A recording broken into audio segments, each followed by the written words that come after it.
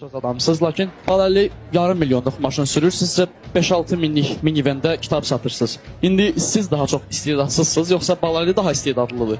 Valla bilirsiniz, hərdən deyirlər ki, məsəl üçün ölkə alim acından ölür, məsəl üçün, amma hansısa bir manısın milyonları var, nə bilim maşını var.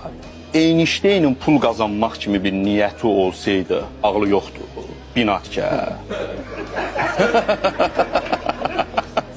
Yəni, mənim niyyətim axı yarım milyonluq maşın sürmək deyil.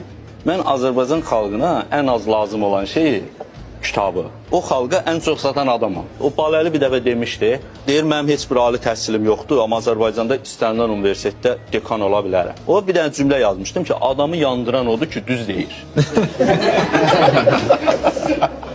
Mənim niyyətim meyxana demək olsa, bunların hamısından yaxşı deyərəm, meyxananı. Gedim toylara, puldan gəlsin, nə bilim, kəraməti çağırın meyxana desin, nə bilim, 10 minlər belə, 5 minlər belə. Hərdən deyirlər ki, sən özün deyə bilərsən.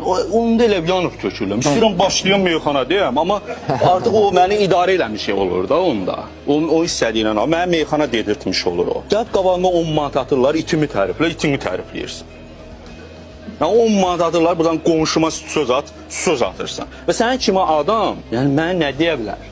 Və neyə bilər? Və sən buna sənət deyirsən. Ya belə sənət olur. Yəni nədir bu? Bir dəfə yazmışdım, meyxana fərişi olsaydı, ermənilər onu çoxdan oğurlamışdı.